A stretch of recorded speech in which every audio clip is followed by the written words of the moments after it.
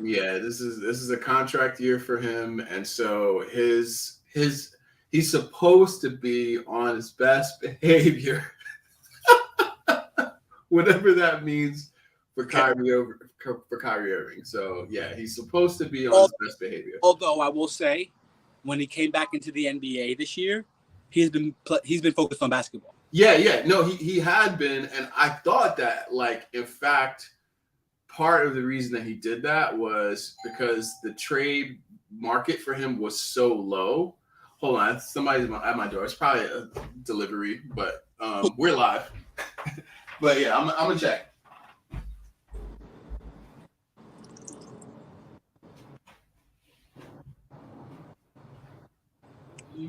Yo, what's up, world of me talking to me on a live?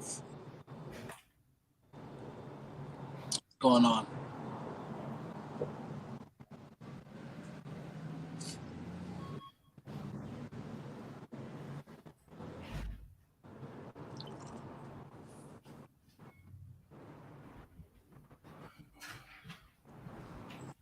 Didn't eat breakfast.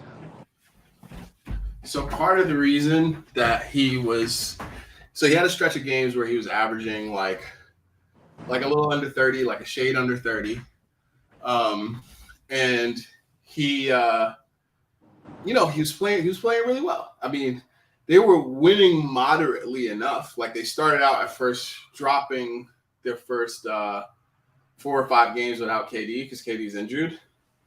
And we'll get to KD in a minute, but he started out that stretch like kind of not helping them win more, but they were playing decently. He was playing well.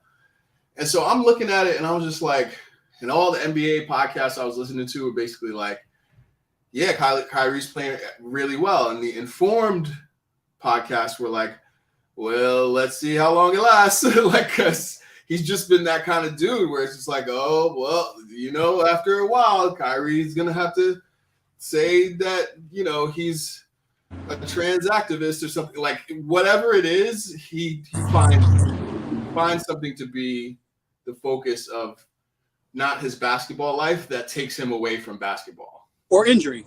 Or injury, which is something that we've talked about, like, which in both cases doesn't help you when you have a team, right? Like, when you have somebody who's important and they're just not available for whatever reason, like, that shit don't help. And so, yeah, that's been his recent.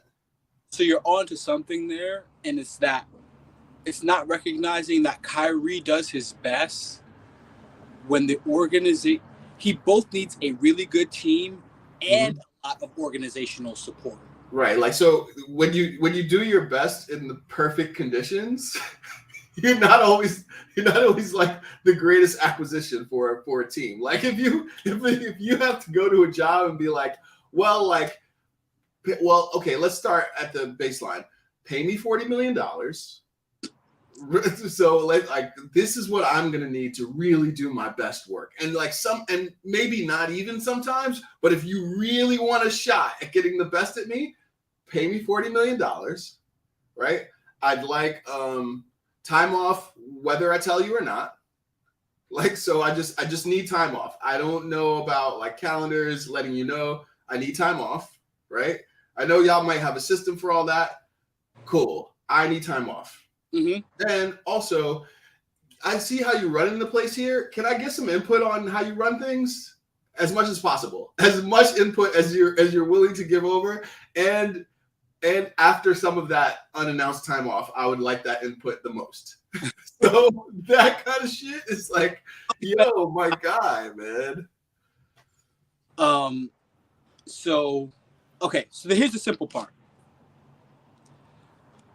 I realized there's an old man in me who immediately wants to think that there's no way that a team, that they're the Globetrotters.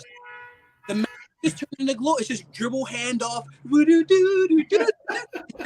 circle, dribble, flick, shot, flick. And defense is maybe we'll think. They won't play defense. New NBA is like that. It is. You put up 132, it doesn't matter, right? Like, yeah. It doesn't matter if you gave up 100 points. It just doesn't. Right. I guess fine. My brain has trouble understanding how you make teams this way, and it's like, yeah, but of Well, course, it doesn't work. no. It honestly does not work. So you're right about the new NBA, but it's also like because it's so flush with talent, the whole league. Yeah, like the Oklahoma City Thunder is going to put up 140 and they suck, right? So if you can't stop them, you still have to be able. It's still basketball, right? Like you have to score and you have to stop people from scoring in order to win. Like, and if you can't stop anyone from scoring, which Kyrie is famously bad at, like he's not someone who will be invested in stopping people from scoring. He's invested in himself scoring. And so the piece that I'm writing about him right now is actually about when you're foolish and young, because we've all been foolish and young, and I think that's what he reads as to me, is just like a smart dumb nigga or a dumb smart nigga, whatever you want to call it. But when you're foolish and young, you just can't like fathom that the things that you do weekly are important things. And so like for him, it's like Kyrie is most likely to defend against footnotes and citations. Like he's not gonna be like I asked which is more dangerous, Kyrie's crossover or his YouTube password, because equally get you in a lot of trouble, right? Yep. Like equally get you on your heels. Like what's going on here? I don't know what just happened, but now we're talking about like the New World Order. Yeah, exactly. We're both situations just backpedaling. We don't know what the fuck is going on or how it started or how we got here. But all of a sudden we're in the locker room with towels over our head and you're telling me about the reptile people and shit like that. And I'm like, yeah, I know, but we got to go to the second half. Like what's good? Okay, so hold on. But all right. So that aside, because Luka Doncic is he's a weird thing, man. That's a weird, because it's like, it's the same way that Kevin Durant. That's a weird thing. That's just a weird kind of, you can't do much with that. Yeah, you can't. It's like, so they developed, I don't know how to put words on this. It's like they developed the execution of Kobe Bryant's game with none of the athleticism. Yeah. So man, he started with athleticism and worked really hard to get the execution. They didn't have that. They just started. Yeah. They don't have any of that. It's just my skill. It's just skill set. Yeah, it's crazy. I mean, Luka's big too, though. Like he's kind of like a Magic because he's like 6'7". He's chunky. And yeah, he's brawling. Like he's brawny. You know what I mean? So I'm not taking away, and like, okay, I will say that I understand what Mark Cuban's fucking doing, right? Like, yeah. It's you know what it is? What? This is a great lesson in entrepreneurship, what it actually looks like. You're taking calculated gambles all the time. It's all, you don't have a sure thing. There's no sure thing. There are elements of it that are sure, and those same things could blow up in your motherfucking face, right? Like, and you just kind of gotta go on. You gotta take a gamble, right? Yeah, like, you have to. What part of it is a risk? And I can totally understand what is tempting about this gamble, like, because when we talk about Kyrie, like, I might joke and call him Dr. Sebi with a layup package, but he's Rucker Park Dr. Sebi.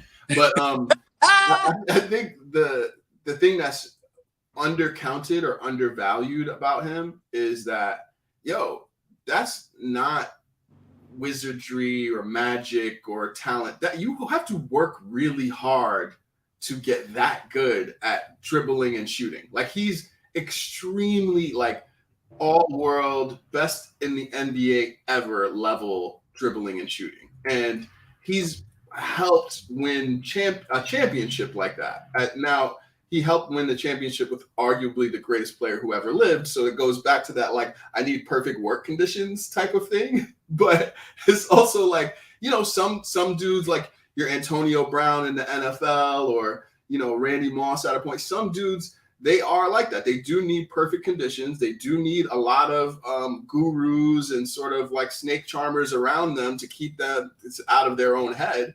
But when they're cooking though, they're cooking with gas and they're cooking with seasoning and they got some salsa and bachata in their shit. Oh, no. So it's with Kyrie, it's like if I never had to see him do an Instagram live again, I'd be a happy man. But I know that comes with him. That comes with what it is that he's doing. And, he's uninformed. Like he's both First Nation, Indigenous, Hebrew Israelite. It's like, but this is real shit. Like I seen that somebody post that recently and I was like, nah, that's true. It's like Black people in America are both the indigenous Americans and the original Hebrews, and it's like, what? What?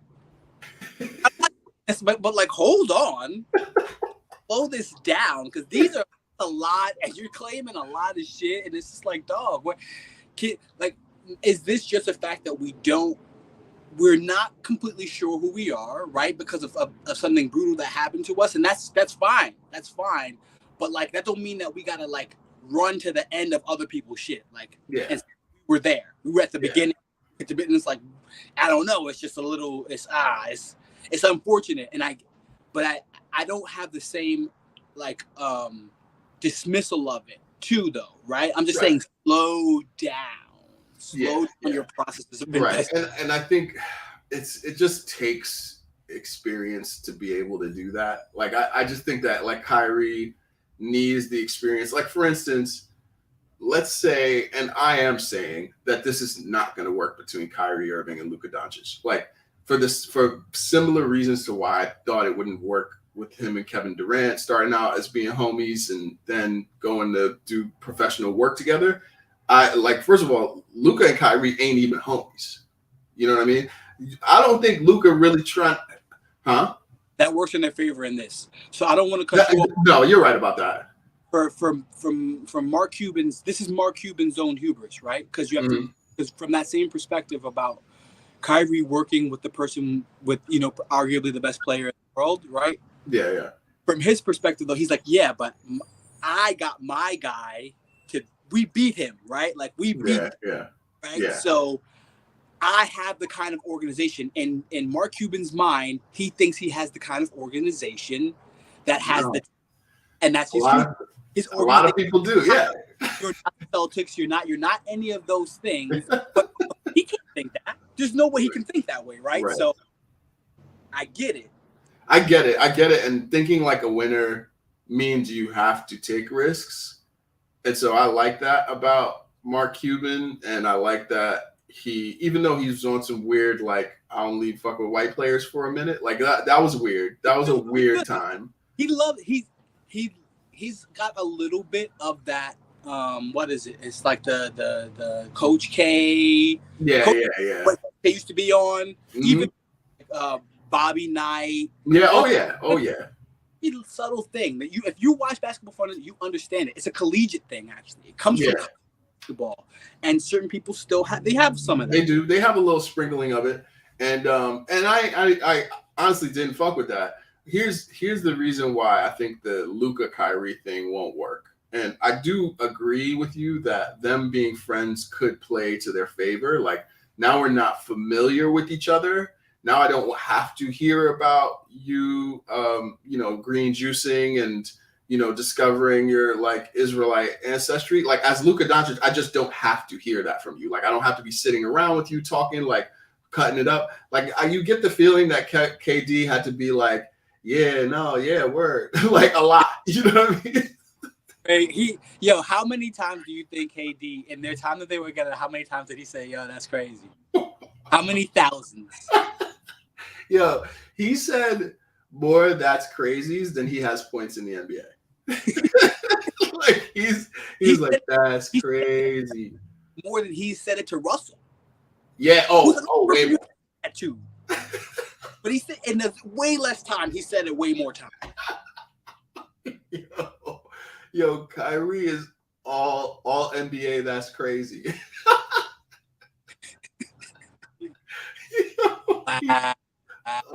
He's all-time NBA. That's crazy, bro. And like, yeah, you're right. Like Luka, like they'll be insulated from each other. He has his people. Yeah.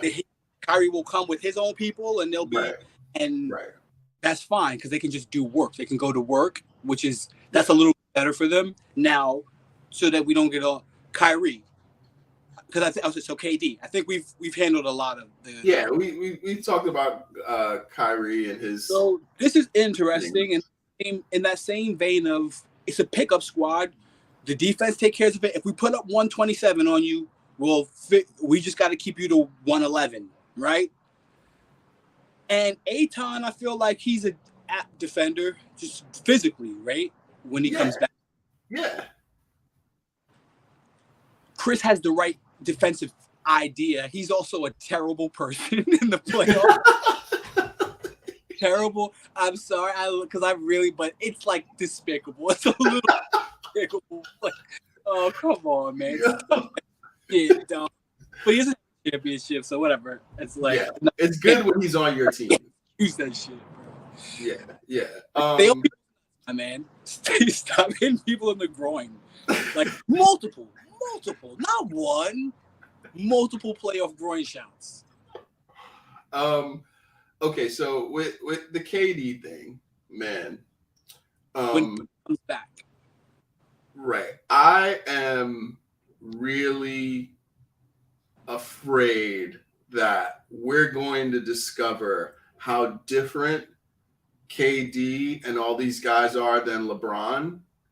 Like, I think we have, as a nation, as a country, denied how different LeBron is. LeBron is different, dog. KD's in year 15, 16. LeBron is different. He's in year 20. He's averaging more points than Kevin Durant. Let me put into perspective what LeBron is as a creature. He's a different creature. And it could be HGH. It could be all the shit. It could be Androlone, all the joints. I don't care. I don't care. If I go to a concert in Lil Wayne's high, I don't give a fuck. Does he perform? Great, cool. Don't care. Exactly that. That's otherwise don't care. Let me put it in perspective. LeBron James was scheduled and estimated to potentially break the scoring record around March of this year. The Lakers have been trashed, like utterly, like embarrassingly trash. And you live out in LA. Here's why. Let's define trash. They've lost so many close games. Yeah. They lost so many games. 1 to 3 possessions. Yeah. And so put it like this. LeBron is so smart and so good and so durable that he decided in his brain that the way he was going to put pressure on the organization to fix the moves that he fucked up, getting Russell Westbrook, was to break the all-time scoring record before the trade deadline, forcing them to get enough players for him to get another run at a championship. Like, when this nigga's playing 3D chess and Kyrie is playing tic-tac-toe, like, that's the level of difference between those two minds and those two bodies. And KD is a similar person where KD wouldn't admit that he looks up to LeBron. He wants to have a media company and a media empire. He wants to be bigger than basketball. He is not. His complete entrepreneurship is enabled by his profile as a basketball player. He's not personable. He's not particularly innovative. He's really, really, really inscrutable as a person. Like, people don't know how to make him happy, which is probably one of the worst things in business. Like, people have to know what makes you happy in a deal. And so he's always looked up to LeBron. He's always tried to be him. But in year 15, 16, I'm sorry to say, he's not going to be the type of player who pushes a team to a championship, who hasn't been to a championship in 40 plus years. Like, that's not what's going to happen. So I've watched games, but here's the thing. I got to be real honest. Like, so many of these new guys, like, I I've never seen an actual game straight through where Devin Booker Booker was cooking. I haven't. So I'm gonna hold. You haven't missed much. There's a reason, and there's a reason, but I also get how, like, from my perspective, I would have, like, if I'm a 22-year-old nigga, I'm gonna be like, yo, but shut the fuck up, bro. Like, whatever, nigga. Niggas is nice, bro. What are you talking about? What is you talking about? Like, at the same time, he's right. In the way that he's right, he's right. Like, I love this opportunity for Kevin Durant. I love this. I never liked Brooklyn the way it was constructed. It just didn't make any sense. It was trying to throw. It was. So here the play. Golden State is using the fucking playground strategy, right? But the playground strategy only matters with your starting lineup. Mm-hmm. The rest of your team has to be constructed like a team. Yeah. You'll have to, so that your coach can put, when a guy's not doing it, he can do that, right? You still have to do the rest of it. The Nets were never, they thought that you could do that with your starting lineup, and then the rest didn't matter. That it was fine. That would be, your coach can't do anything with that. And then just throw Steve, that was a mess. Yeah.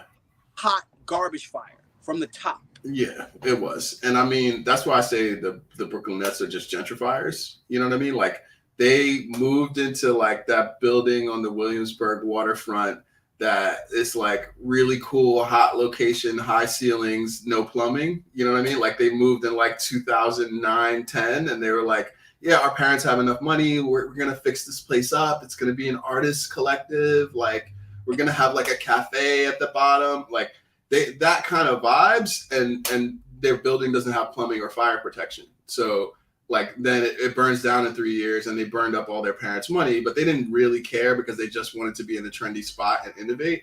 That's definitely the vibes of KD and Kyrie, especially when they added James Harden and his beard. Like, that's some real Brooklyn gentrifier shit. Like, goofy. Now it's just like, y'all goofy. And point being, the Suns are not doing that. No. Right? Well, I'll say, well, listen, So, have you seen the show, the Special Forces show that Dwight Howard's on? No, what's that? Oh, it's like a competition, right? Yeah. He says some things in there that are telling about his personality, and not in a bad way, but they're just like he's like, yo, I never let anybody take away my smile. Like, my mom always told me, never let anybody take away your smile, right? And it's like, so he took a lot of shit in his NBA career, a lot. But you can look at that multiple ways, really, as a way of approaching life. And it's valid. Like, yo, whatever, like, I was in the NBA. You want me to not smile over things that happen because I lost?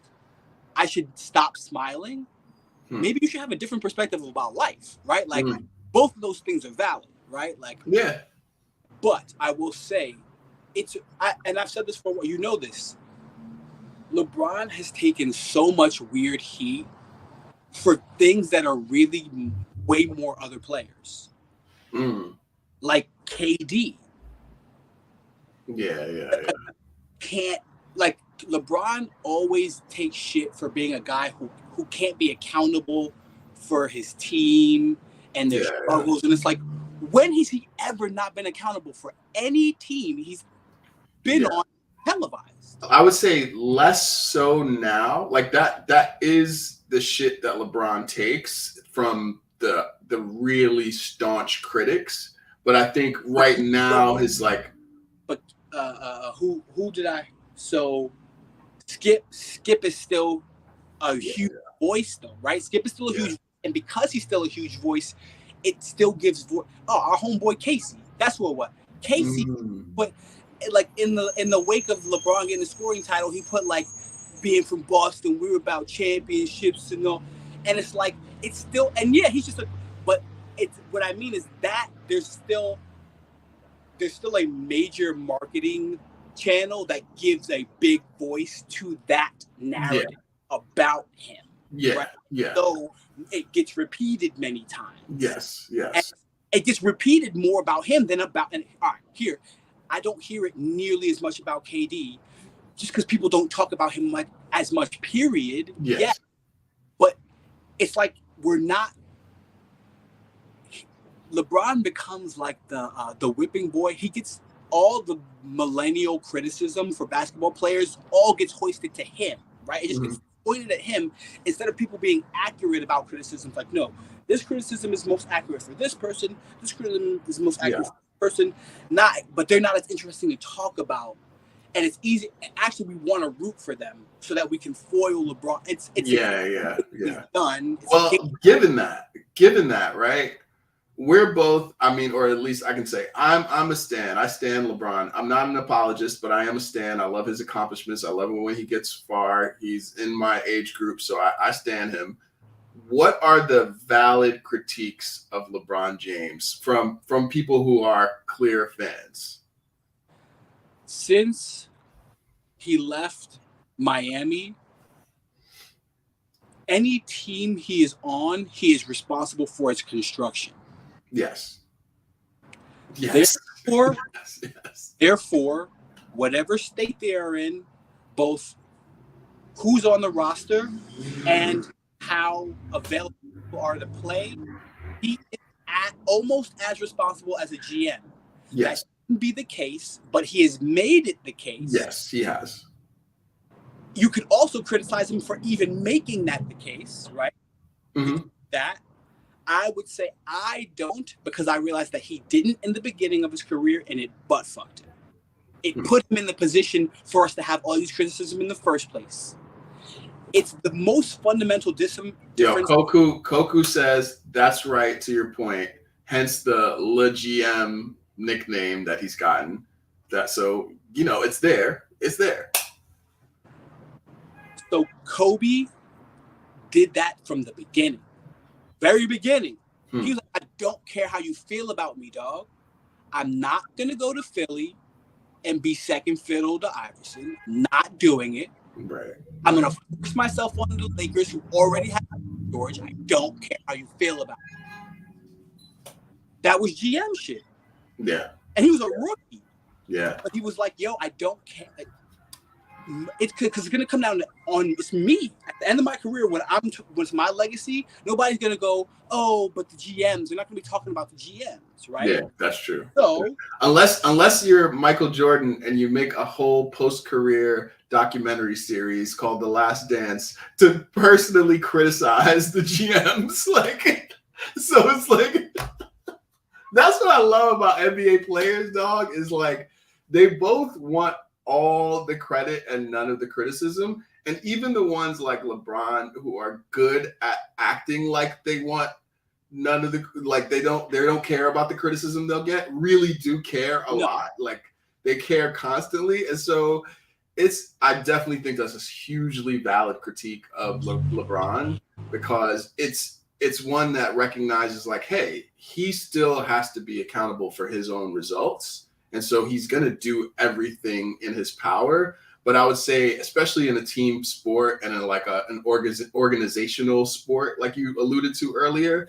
like it's not fun to be Brandon Ingram at the free throw line in an away game at the Pacers and having the crowd chant, LeBron's going to trade you, and then getting traded. Like that's the worst shit ever, dog. That's like, okay, so that and the fact that as a LeBron stan, his greatest challenge from a competitor standpoint still is mental. Yeah. It's attacking him mentally. Yeah. And the fact that that's the case is always, that's a valid form of criticism.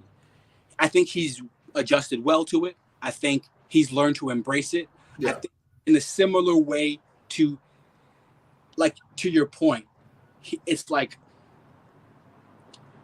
he's really good at he understands his brand well enough to know that he can't fake now being like he's good at being the bad guy. He's not.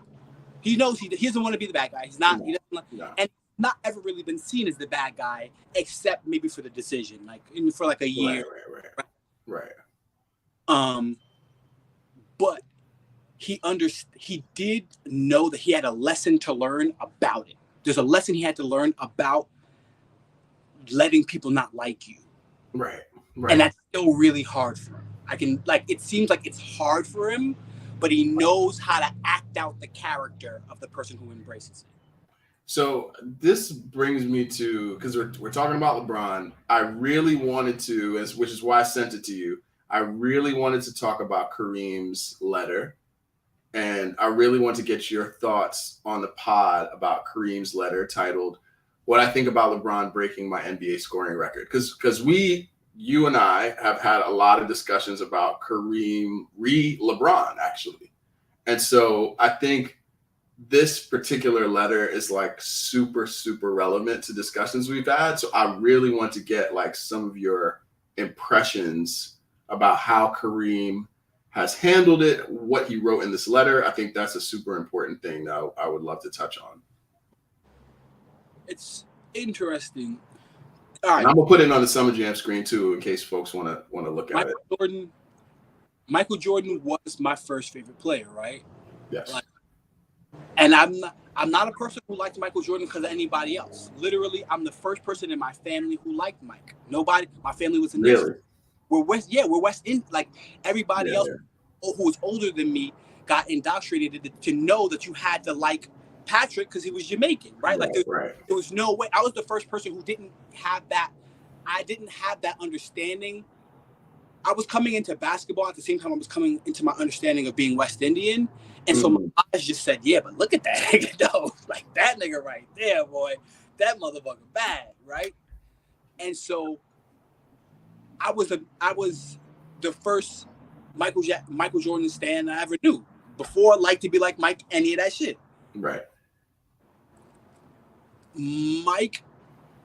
So Kareem, my criticisms of Mike have only grown more since he retired. And they stalled out because I also understand he's just a person. And it's like, whatever. Like and I also understand that there's a certain amount of competitiveness that's not supposed, like competitiveness isn't like kind of a growth-based thing. No. It's a childish thing. It's play. Yeah. And so it has to remain like at a level. Yeah. And that doesn't make, if I'm going to be into sports, being against that is kind of, it's self-serving. It's like, it's counterintuitive too. It's like part of it is that like that guys are gonna compete and it's gonna look different for everybody, but that's the core of it. And going yeah. like when Cairo wins anything when we're playing video games, he like looks at my face and instinct, and I'm like, you fucking look, and I get mad. I get real mad. For real, and it's like because it's just physical. We're men, we're physical. Right. Kareem is so mature though. That I guess what bothers me about Michael Jordan, because of how up to him, the fact that he's so fucking immature, man, it bothers me, dog. Because if it allows a certain level of immaturity to be like grandfathered in and aggrandized and celebrated, and it's like it's similar to hip hop, which is so interesting because he was such an anti-hip hop kind of guy at a point, right, where it's just like if no one models growing up, then of course our culture is going to remain immature and be beholden to immature problems. And we are still beholden to immature problems. Damn. But then you want to chastise them and all that, right? When it's convenient, but you didn't give them any models for growing up. Right. And here's what I would say about the Kareem thing in terms of maturity. Like, you're right that he brings cultural maturity. Shout out to Coco. She's told a story about how she tried to get Patrick Ewing to take a pic with her when she was a teenager, and he said no, he doesn't take pictures with women. So just like, okay, Pat.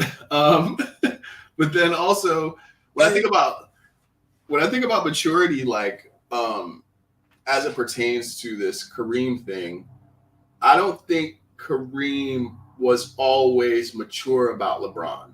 He said it. Right. And that's why like this feels like and the way he was doing TV interviews yesterday and the way he was responding to interview questions about it, it didn't feel like I'm defensive. It felt like, oh, I want to clear up some things that maybe were on my heart and I didn't know that they were coming out in how I interact with people. Because he had a similar exchange with Shaq.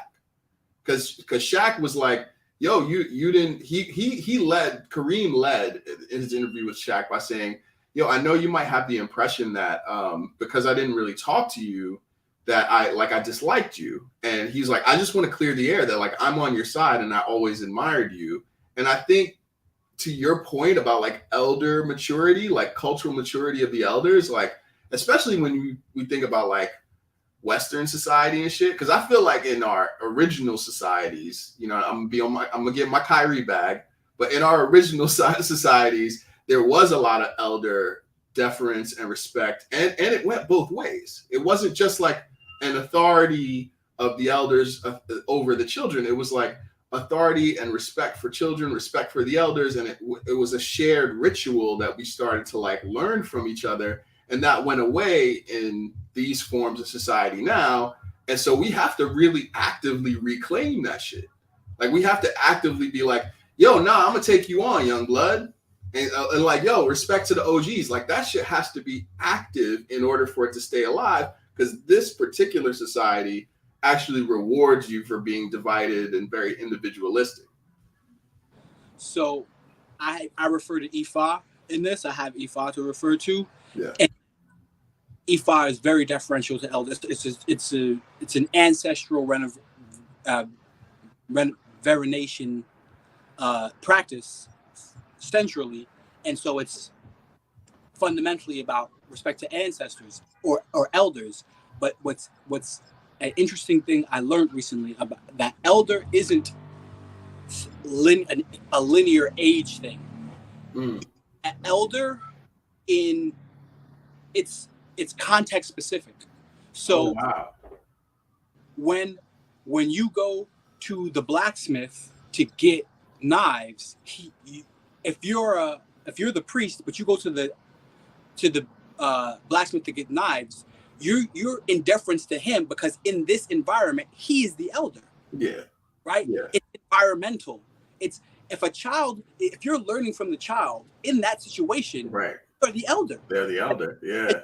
It's the same thing. You do the same things. It's a structure of how you treat eldership, not people. Look, it's like it's how I learned to use TikTok from my young girlfriends. You know what I'm saying? It's like, you know, you send me links to the shit. I'm like, what the fuck is this shit? This is the shit I was trying to avoid, but I realized that I'm in deference to you because this is the language you speak in, and if I want to speak to you, I gotta speak your language. 100%. So, and also to your point about Kareem, so I sense the same thing about Kareem.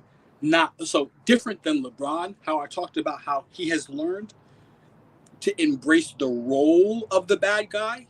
What Kareem did here and I think that's an important stage. You don't have to rush past the stage. That's an important stage. I'm in that stage. Kareem is at a place where it's like, no, I know what I have to say is important.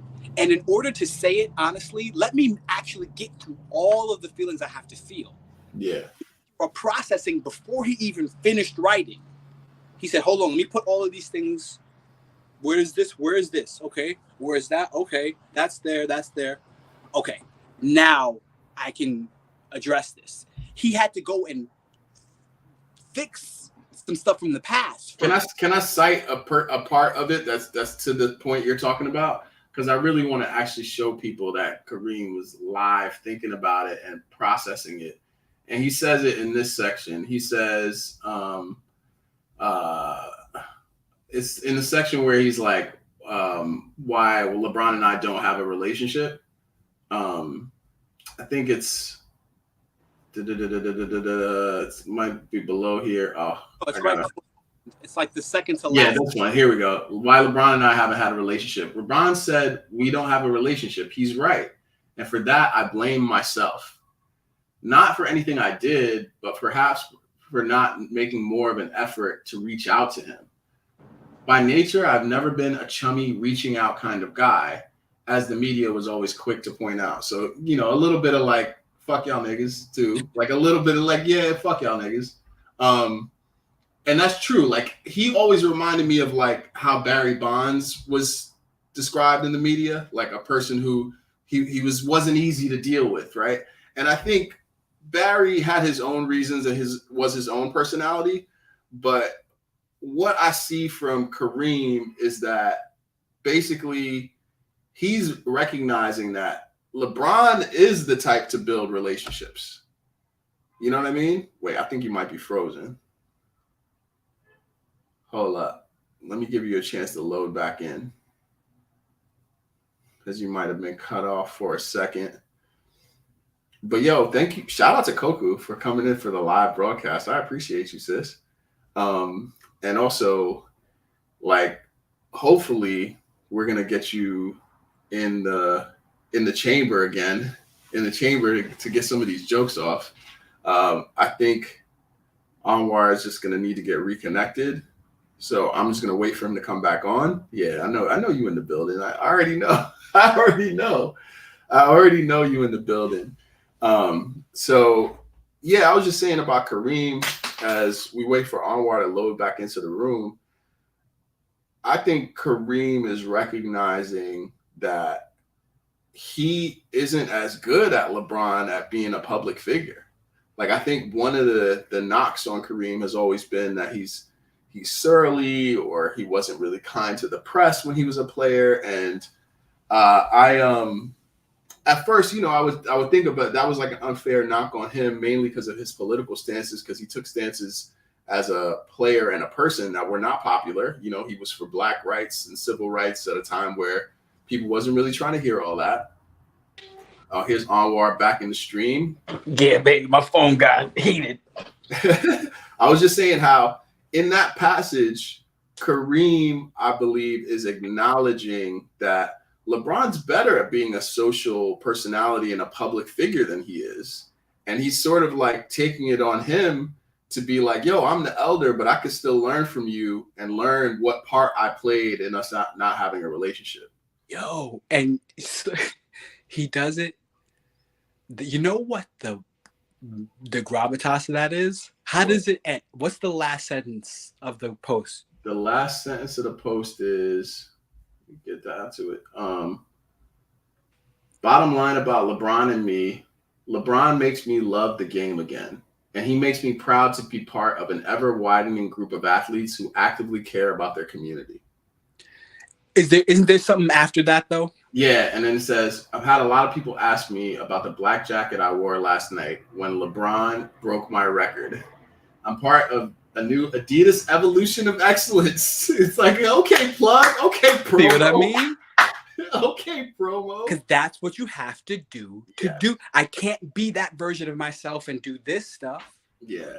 Right? Yeah. And I've held on to that version of myself a long time. Yeah. This is the impression people gave. This is the version of Kareem they put in Showtime, the show about Kareem. Yeah. So this has been the identity he's had since he was a player, and he's willing to shed it in order to have other things that he wants in order to grow.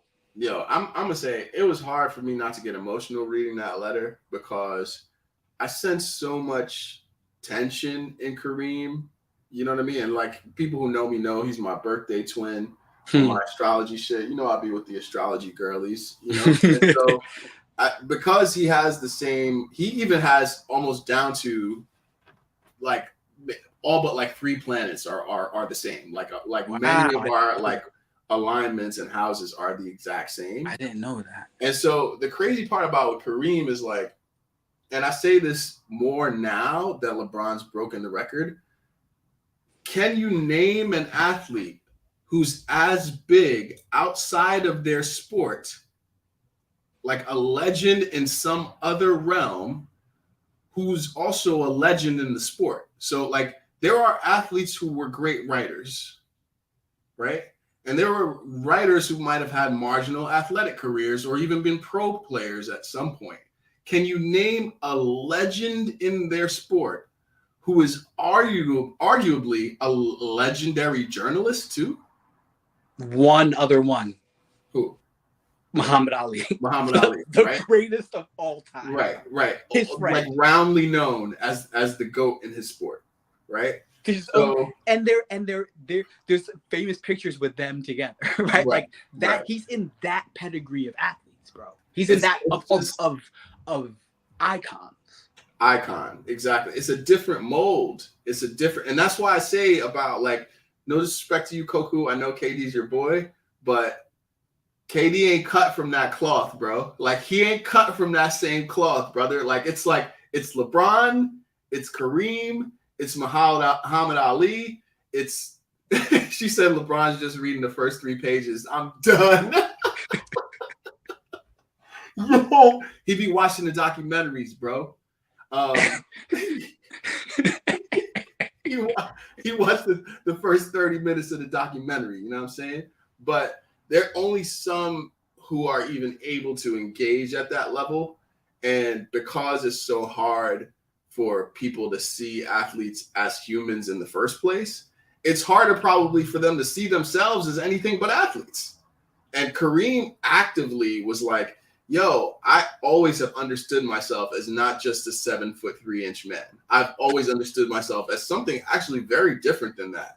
And there are some similarities there because I think KD with his like little Marvin Gaye beanie, I think there's part of him that's like artistic and creative, but he needs to embrace that way more. He needs to, if it's so weird. It's almost like, oh man, I feel like if KD embraced himself really hard, he might end up being Ricky the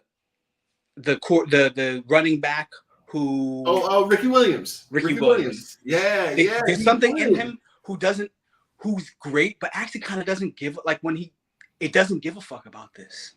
Yeah. But he focuses really hard because he cares about winning. It's weird. It's like there's 2 very different parts of his personality. Yeah. So he just ignores one for the time being because he's still invested in basketball. He's just like kind of I can't even think about it. Man, KD and Kyrie, they didn't go the whole way. It's like do the ayahuasca, man. Do the DMT. They wanted to. I think that's what it was about. They wanted to be like really embrace doing it different and just focus on the fact that we got the skills to get it done, so we don't have to do it like anything.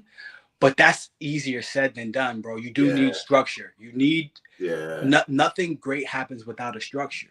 Yeah, it's true, man. I mean, I was super thankful that you hit me up to do the pod because, like, you know, we get in our own world and like there be like creative pursuits that I want to make sure that I'm doing constantly, and then there's career shit and niggas got kids and like all this shit. It's just all this shit, but like we all need structure. Like we all need a thing to go back to and to ground us, is to say, all right, like this is me. This is what I do because I get up and I do it. And it doesn't even matter what mood I'm in. It doesn't matter what I think I should be in it.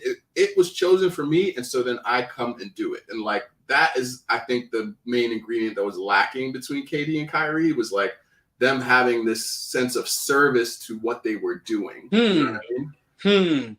Yeah. And so from the starting point, I think what was interesting about the way KD or Kyrie started when he came back was that he actually had a spirit of service in his play.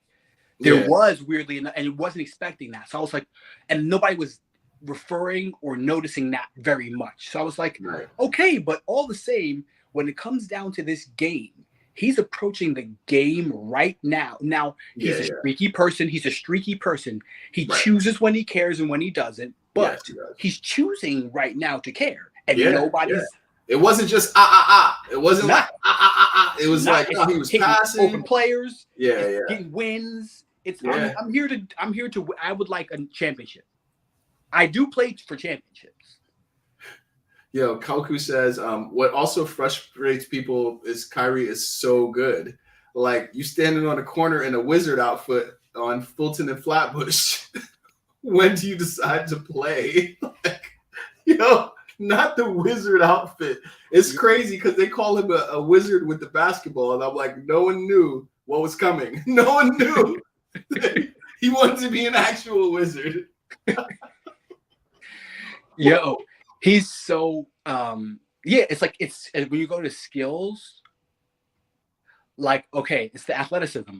LeBron has had to use athleticism to work hard in the last 2 to 3 years to get skills KD had about 5 years ago. Yeah, right. Yeah, as a shooter, yeah. It's just and just skill set, like tricks in the bag, right? He just his trick bag is just so crazy. But that, I think a part of, so you're what you said about how he looks up to LeBron. I've never put it that way, but the biggest evidence of that is he basically, when I think about it, he does a LeBron impersonation so much, essentially. His public persona is a LeBron impersonation that he doesn't like, and it bores him, and like that whole thing. But it works for him because, remember, it was birthed out of the decision. A lot of KD's identity as a player is birthed out of, like, he's the anti-LeBron we created for a while. That we did it with shit on the Spurs. He's on the Clippers now. Kawhi, right? And it's just like we created foils. Again, we created foils. That foil. I have a point about those two. Yeah, I have a point about those two as well. And why LeBron is different. He's a different animal. What has happened since them doing their little LeBron player empowerment impersonation? Like, what has actually happened in the same 4 years? Because LeBron, he in that same summer was like, I'm gonna be a Laker. I'm gonna fucking do my manipulative King James megalomaniac shit. Get Anthony Davis. I'm gonna force a trade. Get Anthony Davis on my team. Trade away all these young niggas that you spent mad years losing to try to acquire. Get this guy in here so that we can win a chip. And at the same time, like you said, people were like, yo, LeBron, like, if he did it, all right, cool. Like, Kawhi, and I'm gonna team up. Like, watch, wait. First of all, I'm gonna go to the Clippers, right? I'm gonna go to the Clippers. I'm gonna make them hot in the streets. Then on top of that, you know who I'm gonna get to play with? Paul George, bro. Paul George, bro. Like, the dumbest decision ever, right? Like, literally, the guy who plays the same game that you do, who is famously or infamously terrible in the playoffs, like folds in the playoffs. All right, so let's switch over to KD. KD, like, oh, word. LeBron just went where he felt the opportunity was the best. And, you know, he was hooping with Kyrie. You know what I mean? Kyrie really the one who made the shots. So I'm going to go with Kyrie. And we're going to go to Brooklyn. We're going to go to Brooklyn, and you know what I mean? Like, they was on some bullshit in Golden State. Honestly, they was on some bullshit. They don't really know how to appreciate me. And plus, you know, it's like there's some colorism. The light-skinned nigga gets way too much credit. So this is what we're going to do. We're going to go over there, and we're going to show them how it's done our way. And then what happened? Debacles. LeBron and AD get a shit. LeBron shit, but it's a shit. Out of any of those people, it was Steph Curry, who's a stable person, got some chips. You know. Right? He's a stable without person. KD. Without KD, got his chip. Giannis, who's a stable person. Shout out to immigrants, because Giannis did it the immigrant way.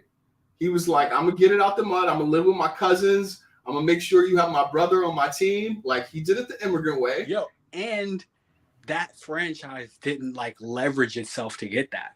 They just built, they traded, and, I mean, they, like, drafted and worked their system.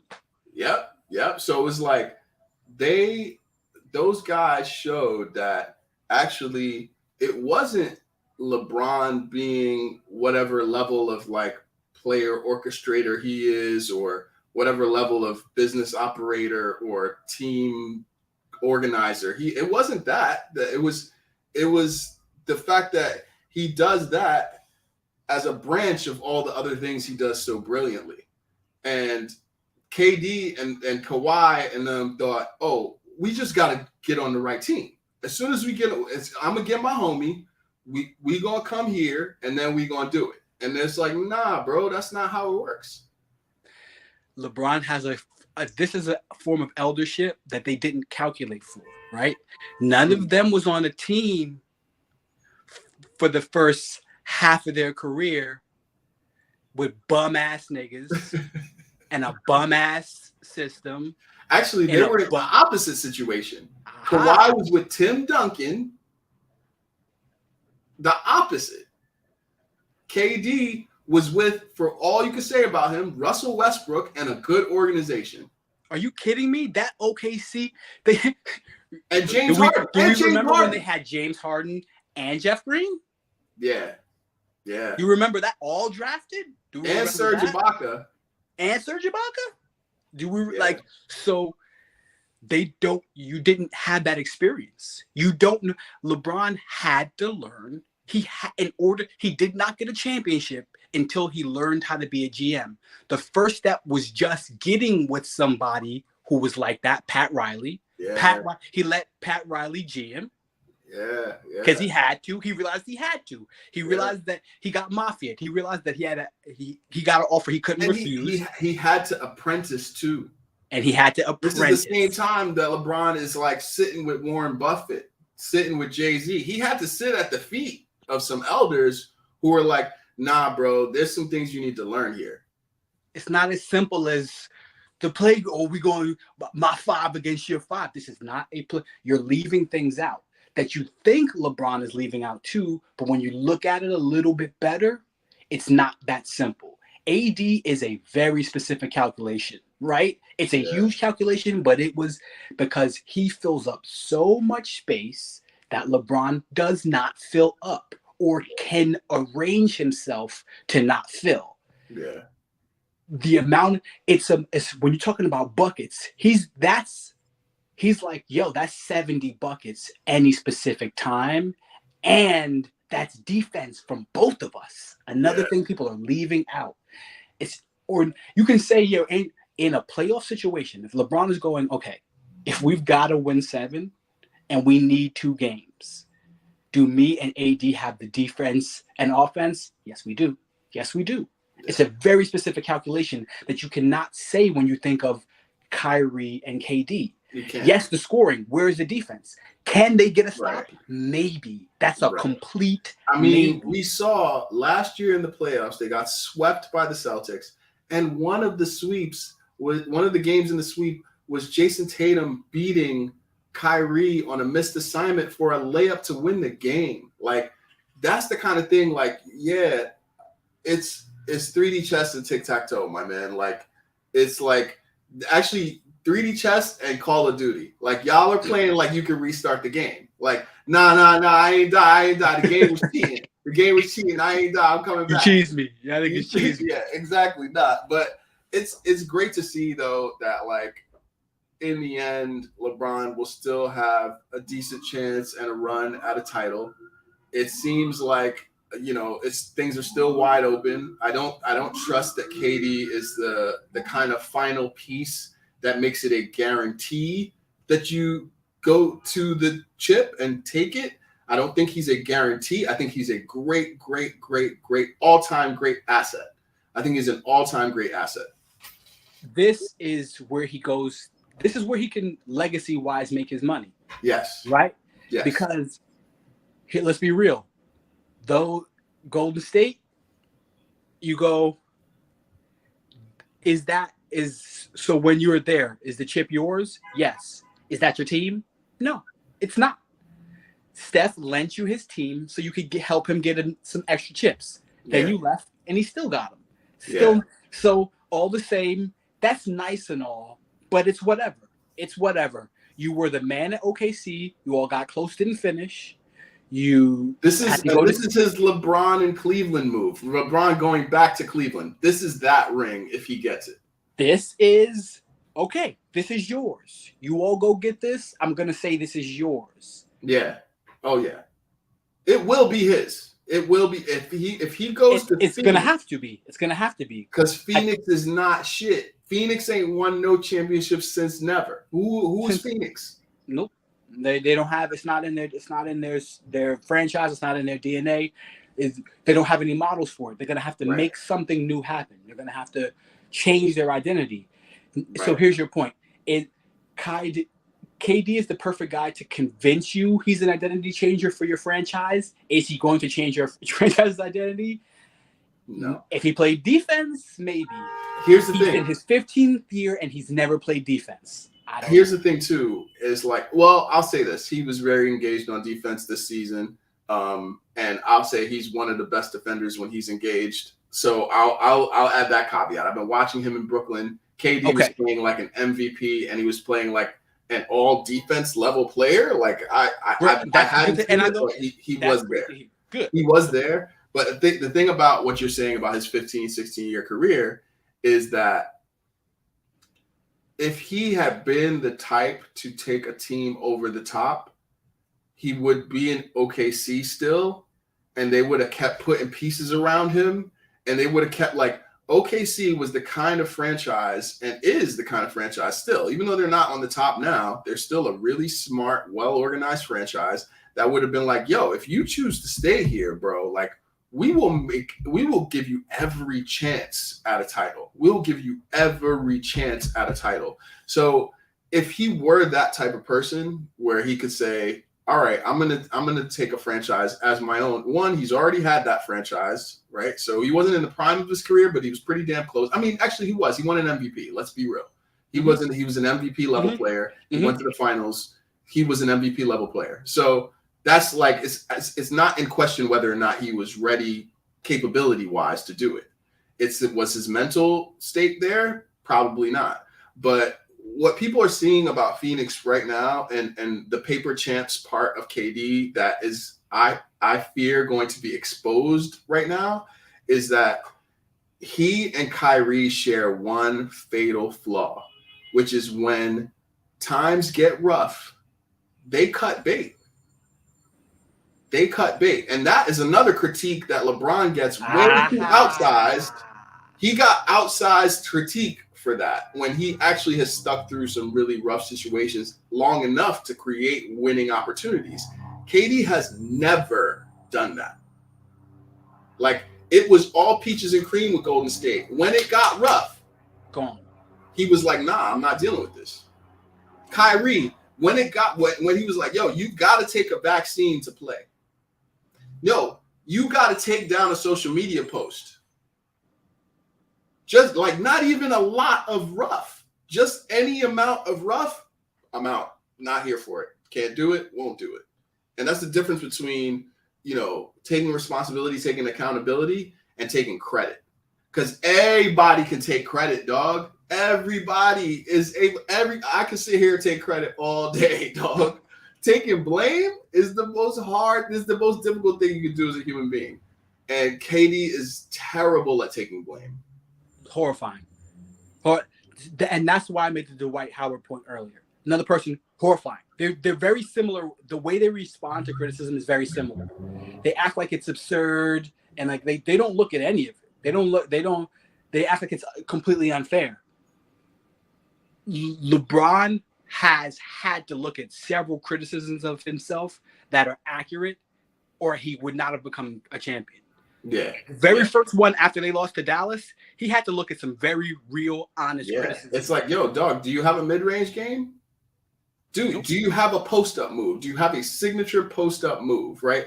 Those two things were on offense, very clear, identifiable pieces. And how did he get the record-breaking points? He posted up a young player and faded away within the free throw line box because he took that criticism. You can't levy any criticism against KD on the court. And even on the defensive part. Like I saw this year, he plays defense well, really well. It's not on the court where he has to confront himself. It's not on the court at all. Great pod, man. Great pod, man. I love you, bro. Let's Same to do you. it again. I'm gonna hit you up on the text. Cool. We're gonna do this soon. Yeah. All right, my Peace. G. Thank you, Peace. Koku. All right, Koku.